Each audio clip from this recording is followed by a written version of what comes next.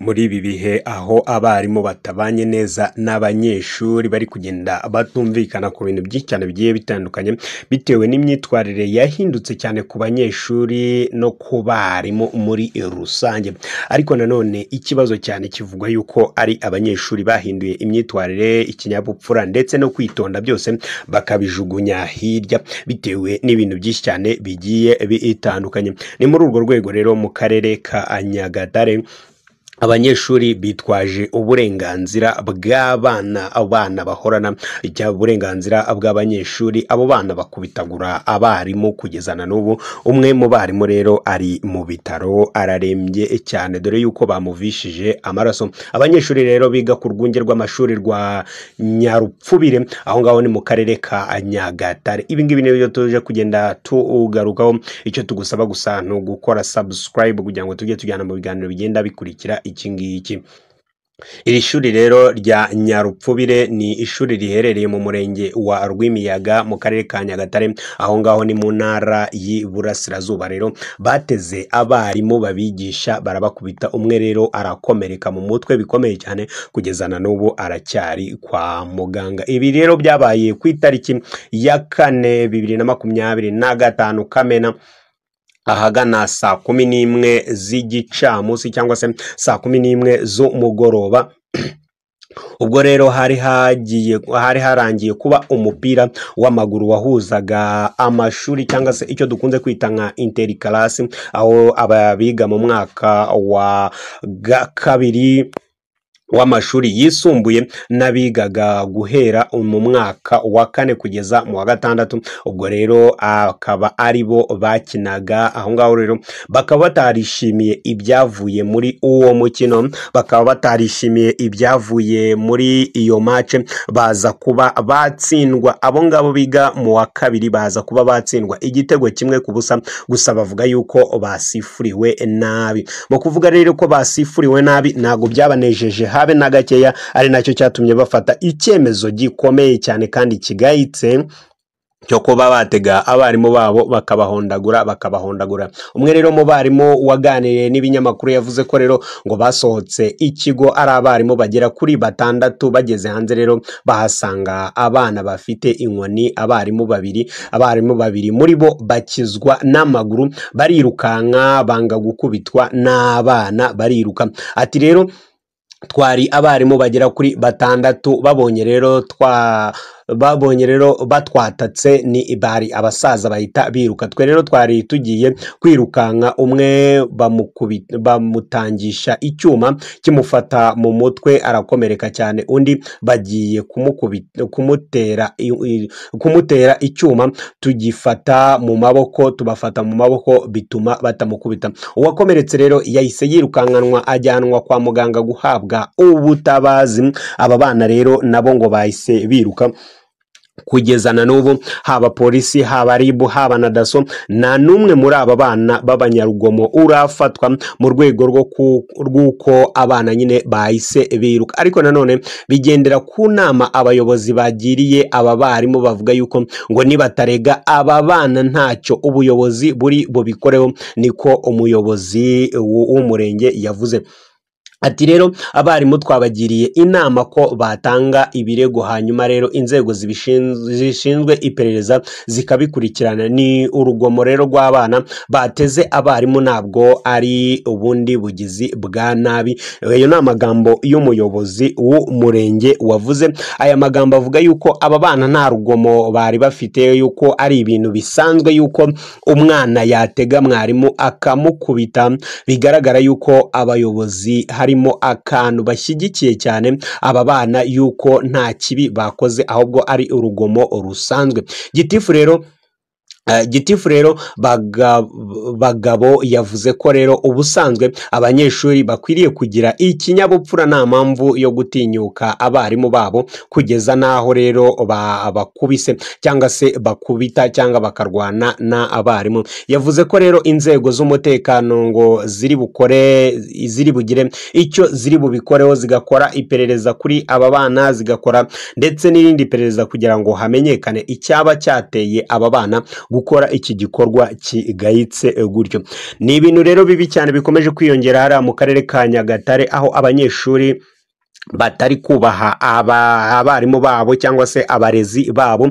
Nta nubwo ari Nyagatare gusa, ahubwo bikunda kuba ahantu henshi, bitewe n'uko mwarimu agaragara nk'aho ari umunyacyubahiro kurusha umunyeshuri, cyangwa se mwarimu agaragaza kwiyubaha kurusha umunyeshuri. Henshi cyane rwose abarimu barakubitwa, ariko ugasanga abarimu bapfira imbere, bitewe n'uko n'ubundi iyo umwarimu aramutse akubiswe akajya kurega, benshi bahita bamutwama bakavuga ati koko umuntu w'umwarimu wakubiswe n'umunyeshuri. Nyine ugasanga ni igisebo gikomeye cyane. Mwarimu yanze kwiteza isi, yanze kwiteza rubanda, agahitamo kuba yabiceceka. Ariko rwose ntabwo ahangaha ariho hambere. Namwe mwarize, n'abari kumva iki kiganiro barize, n'abo bayobozi barize, n'abarimu barize, ntabwo ari hamwe, cyangwa se ntabwo ari ibigo byinshi cyane wasanga habaho abana batakubise abanyeshuri, cyangwa se wasanga mu mateka y'icyo kigo nta mwarimu urakubitwa kandi akubitwa n'umunyeshuri amuziza ikintu runaka. Ubundi mu mategeko y'u Rwanda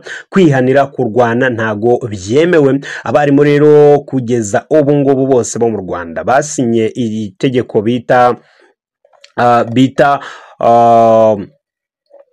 conduct. Iyo conduct rero basinye, yemeza umwarimu kutazakubita na rimwe umunyeshuri, kandi kutazamuharasinga cyangwa agira ikindi kintu kibi amubwira. Muri uko rero gutegeka abarimu, murabizi yuko mbere nyine twigaga dukubitwa n'iki, ugabona mwarimu nyine ukumva ni uw'igitinyiro, ukamutinya bya hatari. Ari nabyo baje gukoraho ubushakashatsi ngo bikagaragaza yuko abana bava mu ishuri bitewe n'uko bakubitwa cyane inkoni za mwarimu, benshi bakava mu mashuri.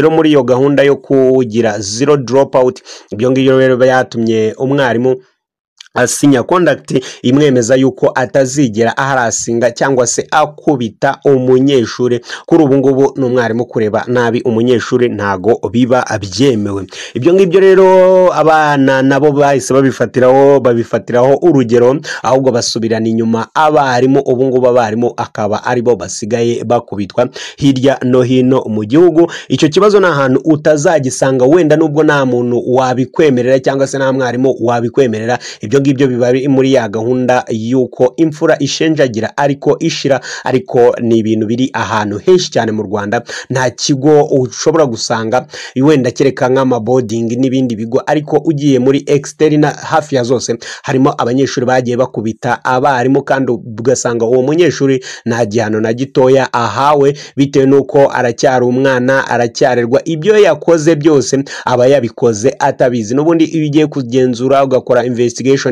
usanga amakosa ari ay'abantu bakuru, bitewe n'uko nta mwana ugira ikosa, nta mwana ukora icyaha, bitewe n'uko icyo akoze cyose kenshi na kenshi aba yashutswe. Ni ibintu rero bigarukwaho inshuro nyinshi ahantu henshi, kandi bikomeza kwangiza education, bituma abana baba amasarigoma, bigatuma bamwe mu bana bitwara nabi. Ariko tutabura gushimira yuko haba hari n'abandi bana baba bafite imyitwarire myiza, bakuye iwabo imyitwarire myiza, bakaza ku ishuri bazi ikibazanye, bakiga bakamenya n'ibyo biga, bagacyura ubumenyi. Ugasanga abandi baje kuba bahangana n'abarimu, abandi baje kuba bahangana n'ubuyobozi bw'ikigo, ugasanga n'ubundi bamuzanye kwiga aba nk'umuntu uba umeze nk'aho atabishaka. Ni ibintu rero bikomeje kugaragara cyane cyane mu ma externa cyangwa se ibigo byiga abitaha, naho ibicumbikirwa ugereranyije haracyabamo discipline ikomeye cyane, bitewe n'uko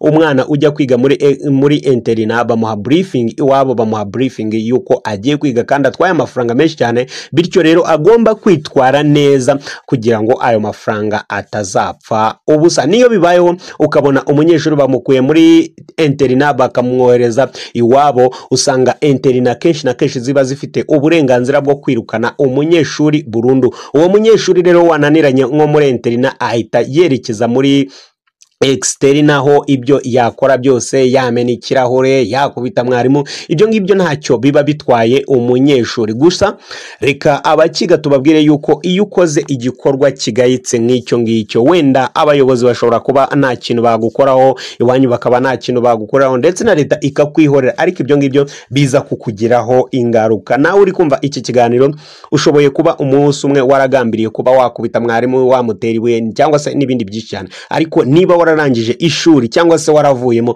kugeza ubu ngubu mpamya 100% yuko uri kwicuza impamvu utamwumviye mu nzira yakuganishagamo mu gihe hatanzwe ibihano ku ishuri. Ntabwo aba ari ukwanga umunyeshuri, ahubwo biba ari ukumukebura kugira ngo areke ingeso mbi ajye mu ngeso nziza, bitewe nuko umuntu kwiga byananiye cyangwa se umuntu kubana n'abandi mu ishuri byananiye, no muri societe isanzwe usanga ari wa muntu bafunga bafungura, ugasanga nyine ni ibintu n'ubundi bizakomeza kugenda bimubaho, ugasanga no muri societe biramunaniye. Iyo atari wa muntu wisubiraho, iyo atari wa muntu wisubiramo akavuga ko ibyo yakoraga ari amafuti, ko yicuza, ubundi akabireka agatangira bushyashya. Nawe ushobora kuba wararangije ishuri, nawe ushobora kuba wararivuyemo, ariko hari igihe wigize kumva umuntu umwe avuga yuko azakubita mwarimu cyangwa se yanga mwarimu, ariko kugeza ubu ngubu uzamureba uwo muntu aricuza uko byaba bimeze kose, bitewe nuko ibyo yakoraga n'ubundi ari amafuti. Ibi ngibi rero nibyo twagarukagaho hano mu karere ka Nyagatare, mu murenge wa Rwimiyaga Nyarupfubire, aho abanyeshuri basuzuguye cyane bakarenga ku mategeko abagenga nk'abana, ndetse no ku myitwarire ikwiriye inyifato y'umwana w'umunyarwanda, bagatega abarimu bakabakubita bazira n'ibintu by'imikino, ibintu batari bunabahembe n'iki byose by'imyidagaduro biba byarashyizweho kugira ngo abana bakunda ishuri, kugira ngo ndetse n'impano z'abana ziba zibabitsemo zitandukanye n'amasomo zikomeze kugenda zizamuka. Ni ibintu rero bigayitse, ni igikorwa gikayitse cyane bano bana bakoze, ari nayo mpamvu tugusaba gukora subscribe kugira ngo ujye ukurikira ibiganiro bya Wasam TV Show. Icyo tugusaba gusa ni ugukora subscribe, naho iyi ngiyi ni Wasam TV Show. Ugire ibihe byiza.